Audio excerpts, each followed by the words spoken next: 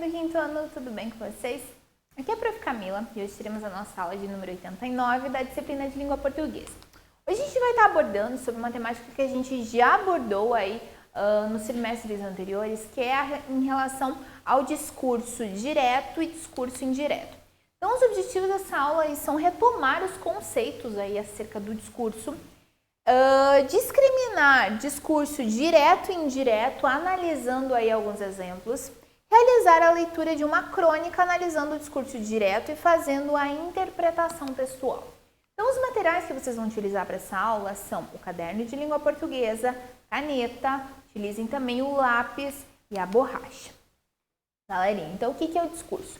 O discurso é toda a situação em que ocorre uma comunicação dentro de um determinado contexto, ou seja, dentro da onde eu estou inserido. A gente sempre está se comunicando, ok? E o discurso faz parte dessa comunicação. Então, o foco do discurso é em quem fala, ou seja, o emissor, aquele que está emitindo a sua mensagem, e para quem se fala, que seria quem? O receptor. O que esse emissor fala é o quê? Um discurso. Então, eu estou passando conteúdo para vocês, eu sou a emissora, vocês estão ouvindo o conteúdo, vocês são os receptores, e o que é o conteúdo? É o discurso que eu estou falando, tá? Então, isso aí é o que compõe o discurso, então ele está presente aí diretamente na nossa comunicação.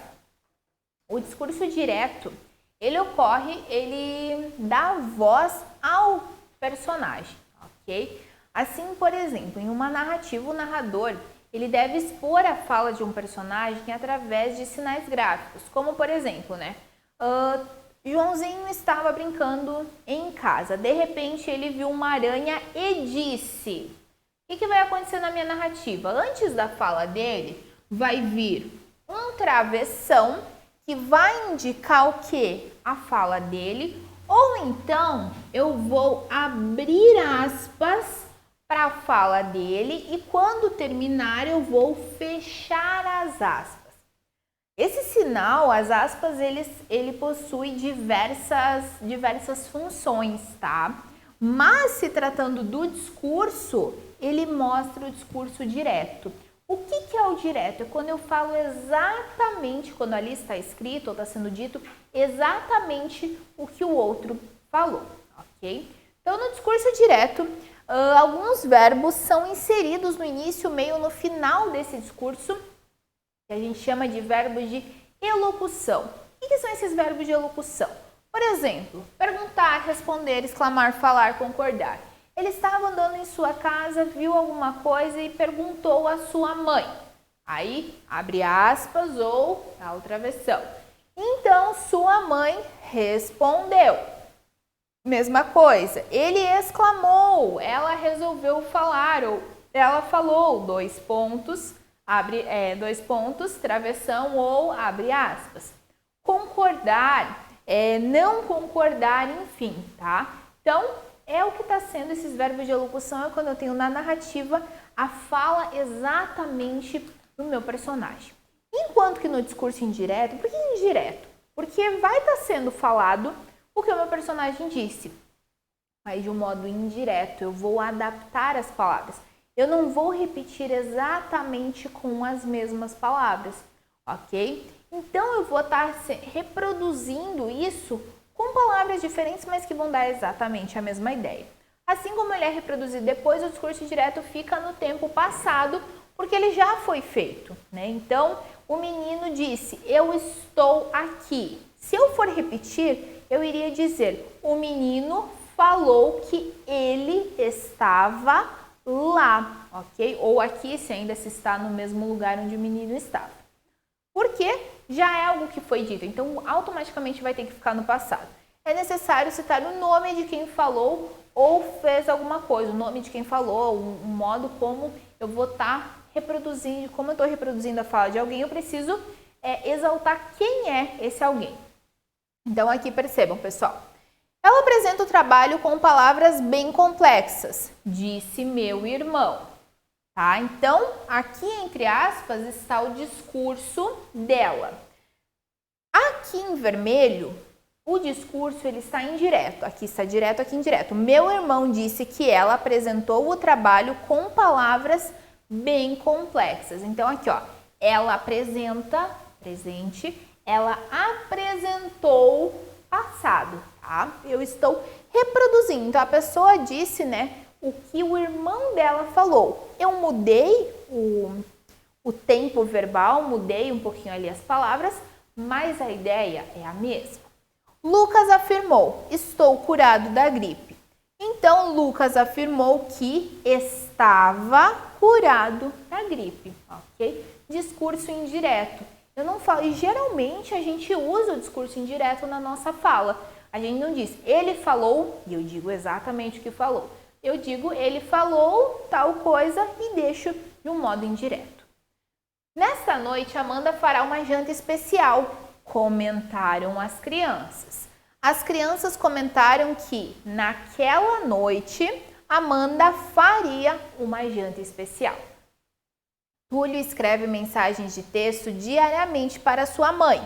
Afirmou meu pai, ó, o verbo de elocução aqui. Meu pai afirmou que Túlio escrevia mensagens de texto diariamente para a mãe dele, tá? Discurso indireto. Galerinha, agora a gente vai ler um texto, tá? Que é sobre comunicação. Achei bem interessante. Ele é uma crônica, a gente não abordou exatamente sobre a crônica, né, como gênero textual, mas a crônica é um gênero textual que vai estar trazendo acontecimentos do nosso dia a dia, do nosso cotidiano. Situações que muitas pessoas passam de vez em quando, ou todos os dias, enfim. E esse texto, ele vai trazer uma coisa que já deve ter acontecido com vocês, ou com a mãe, com o pai. Sabe quando você está pronto você vai numa loja, no mercado, e você precisa de um produto. Aquele produto tem um nome específico, tá? Que não é um nome que você pensa o tempo todo, ou que você está escutando, é um nome específico. E você chega lá, mas você não marcou o nome. Se você chega, eu vou precisar, sei lá, de chuteira, por exemplo. E de repente te dá um branco e você não lembra o nome da coisa, do produto que você precisa.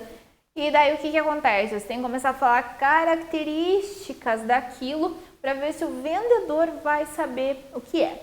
Então, esse texto, ele traz exatamente essa questão. Então, vamos fazer a leitura. Comunicação. É importante saber o nome das coisas, ou pelo menos saber comunicar o que você quer. Imagine-se entrando numa loja para comprar como é o mesmo nome? Percebam aqui, pessoal, a presença do discurso direto, tá? Vai estar bem presente nesse texto. Posso ajudá-lo, cavalheiro? Pode. Eu quero um daqueles... Pois não? Como é o mesmo nome? Sim. Pomba. Ai, que cabeça minha. A palavra me escapou por completo. É uma coisa simples, conhecidíssima. Sim, senhor. O senhor vai dar risada quando souber. Sim, senhor, né? O vendedor lá esperando, né, para ver se ele lembra. Olha, é pontuda, certo? O que, cavalheiro? Isso que eu quero. Tem uma ponta assim, entende? Depois vem assim, assim, faz uma volta, aí vem reto de novo. Pessoal, vocês estão conseguindo imaginar mais ou menos o que ele quer? Tentem lá pensar, ó. Tem uma ponta, entende? Depois vem assim, faz uma volta e vem reto de novo. E na outra ponta tem uma espécie de um encaixe, entende? Na ponta tem outra volta, só que esta é mais fechada. E tem uma espécie do que, como é que se diz? De sulco. Sulco, fissura, arranhadura, depressão, leve, estreita em uma superfície lisa. Um sulco onde encaixa a outra ponta, a pontuda. De sorte que o negócio, entende? Fica fechado. É isso, uma coisa pontuda que fecha, entende? Bem específico, né? Infelizmente, cavalheiro, ora, você sabe o que eu estou falando. Estou me esforçando, mas... Escuta, acho que não podia ser mais claro. Pontudo numa ponta, certo? Se o senhor diz, cavalheiro, Como se eu digo, isso já é má vontade. Eu sei que há pontudo numa ponta. Posso não saber o nome da coisa, isso é um detalhe, mas sei exatamente o que eu quero. Sim, senhor, pontudo numa ponta. Isso, eu sabia que você compreenderia. Tem? Bom, eu preciso saber mais sobre essa coisa. Tente descrevê-la outra vez. Quem sabe o senhor desenha para nós? Não, eu não sei desenhar nem uma casinha com fumaça saindo da chaminé. Sou uma negação em desenho. Sinto muito. Chame o gerente. Não será preciso, cavalheiro. Tenho certeza de que chegaremos a um acordo. Essa coisa que o senhor quer é feita do quê? É de, sei lá, de metal? Muito bem, de metal. Ela se mexe? Bem, é mais ou menos assim. Presta atenção nas minhas mãos. É assim, assim. Dobra aqui e encaixa na ponta assim. Tem mais de uma peça? Já vem montado? É inteiriço. Inteiriço quer dizer que é formado por uma peça só. Tenho quase certeza de que é inteiriço. Francamente. Mas é simples, uma coisa muito simples. Olha, assim, assim. Uma volta aqui, vem vindo, outra volta aí, clique, encaixa. Ah, tem clique, então é elétrico. Não, clique que eu digo é esse barulho de encaixar. Já sei, ótimo. O senhor quer uma antena externa de televisão? Não, escuta aqui, vamos tentar de novo. Tentemos por outro lado. Para que serve? Serve assim para prender, entende? Uma coisa pontuda que prende. Você enfia a ponta pontuda por aqui, encaixa a ponta no sulco e prende as duas partes de uma coisa. Certo, esse instrumento que o senhor procura funciona mais ou menos como um gigantesco alfinete de segurança? Alfinete de segurança, peça de metal usada para prender tecido com encaixe de proteção na ponta. Mas é isso, um alfinete de segurança. Mas o jeito que o senhor descreveria parecia uma coisa enorme, cavalheiro. É que eu sou meio expansivo, me vê um aí. Como é mesmo o nome? Ó, de novo ele esqueceu o nome. Gente, o que acontece aqui? A pessoa simplesmente deu um branco, ela não sabe o que ela sabe descrever o que ela quer, mas ela não sabe o nome. Alfinete de segurança eu não tenho aqui, mas eu vou tentar desenhar para vocês.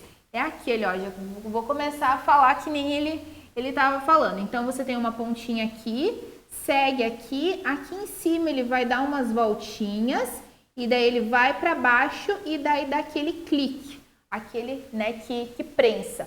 Esse alfinete, ele é justamente para quê? Para prender ali tecidos, ele é bastante utilizado e ele é feito, né, com esse material de metal. É isso que ele queria. Então, o vendedor começou a imaginar que ele precisava de uma coisa gigantesca, né? Porque ele traz uma riqueza de detalhes enorme. Mas, na verdade, é uma coisa pequenininha e mega baratinha. Então, sobre o autor dessa crônica, o escritor Luiz Fernando Veríssimo, ele nasceu em 1936, lá na cidade de Porto Alegre, capital do Rio Grande do Sul. Bastante conhecido por suas crônicas em geral, que trazem humor, Veríssimo é também jornalista, faz cartoon, tradutor, romancista e músico. Atualmente ele tem uma coluna no jornal Estado de São Paulo, no qual escreve artigos, comentários e crônicas. Galerinha, então vamos fazer a interpretação dessa crônica. Com exceção do primeiro parágrafo, todos os outros são iniciados e terminados pelo sinal de aspas. O que as aspas, que é esse sinal aqui, querem dizer sobre essa crônica? Elas marcam a fala de um dos personagens, elas destacam as palavras ou separam trechos que foram escritos por outro autor, tá? Lembrando, as crônicas elas possuem diversas funções. Tudo que está aqui são as aspas possuem diversas funções. Tudo que está marcado aqui são funções das aspas. Mas aqui eu estou dizendo sobre o quê? Sobre os comentários, sobre o discurso direto que está presente aí com as aspas. Qual é a função dele? A função é marcar a fala de cada um dos personagens. Olha aqui, ó. O texto ele rende muito para ser lido. Então, ele é basicamente, ele é quase que um texto teatral, porque ele apresenta muitas e muitas falas, né? Abre aspa, fecha aspa. Porque foi a fala de um personagem. Aí o outro, abre aspa, fecha aspa. Terminou, o outro vai falar, tá? O discurso direto. Galerinha, então, nesse momento vocês concluíram aí essa lição. Espero que tenham gostado dessa crônica. Provavelmente vocês se identificaram, às vezes, em algum momento em que dá um branco no nome daquilo que você precisa. Então, por precaução, dá uma anotadinha antes de ir numa loja, no mercado, enfim. Agora vocês vão estar realizando aí algumas atividades propostas a vocês. Até a próxima aula e bons estudos!